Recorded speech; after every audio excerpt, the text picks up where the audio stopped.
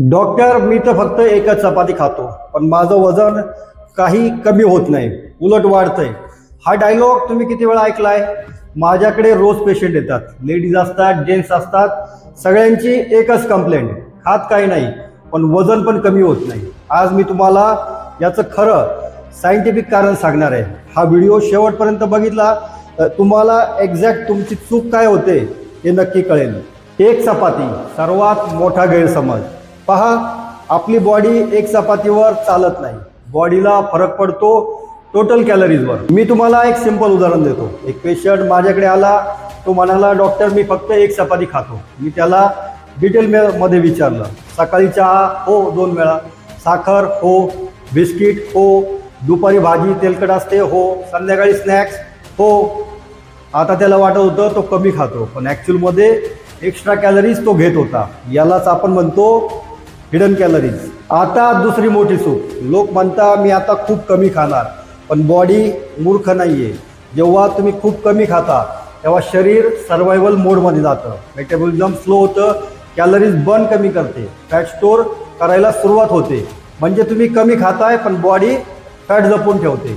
मी अनेक पेशंटमध्ये पाहिलंय, जितकं कमी खातात तितकं वजन स्टक होतं. आता एक सायंटिफिक पॉईंट, वेट लॉस म्हणजे फक्त वेट कमी करणं नाही, फॅट कमी करणं महत्त्वाचं आहे. पण लोक काय करतात, पोळी कमी, भात बंद, पण प्रोटीन घेत नाही. रिझल्ट काय? मसल लॉस, विकनेस आणि मेटाबॉलिझम स्लो होतो आणि फॅट तिथेच राहतो, स्पेशली पोटावरती. म्हणूनच काही लोक म्हणतात वजन नाही कमी पण शरीर सैल झालंय.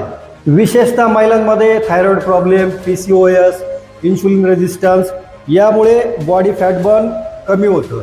मी असे अनेक केसेस पाहिलेत ज्यात पेशंट डाएट परफेक्ट करतो पण हार्मोन इम्बॅलन्समुळे वेट कमी होत नाही आणि फॅट कुठे जमा होतो? तर सरळ पोटावरती. आता एक रियालिटी चेक, मी काही खात नाही पण मी दिवसभर बसून राहतो, वॉकिंग नाही करत, एक्सरसाइज नाही करत, मग कॅलरीज बर्न कशा होणार?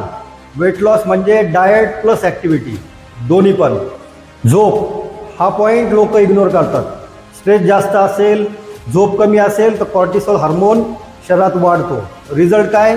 तर बेली फॅट वाढतो, क्रेविंग वाढतात, फॅट लॉस थांबतो. म्हणून लक्षात ठेवा, समस्या एक चपाती नाही, समस्या आहे hidden calories, slow metabolism, protein deficiency, hormonal imbalance, activity कमी, स्ट्रेस आणि स्लीप. तुम्ही काय खाताय हे महत्त्वाचं नाही, तुमचं शरीर ते कसं वापरतं हे महत्त्वाचं आहे. जर तुम्हाला सायंटिफिकली वेट लॉस करायचा असेल तर गेसवर्क नाही, प्रॉपर प्लॅन हवा. डॉक्टर गोरे वेलनेसला कॉन्टॅक्ट करा आणि तुमचं ट्रान्सफॉर्मेशन सुरू करा.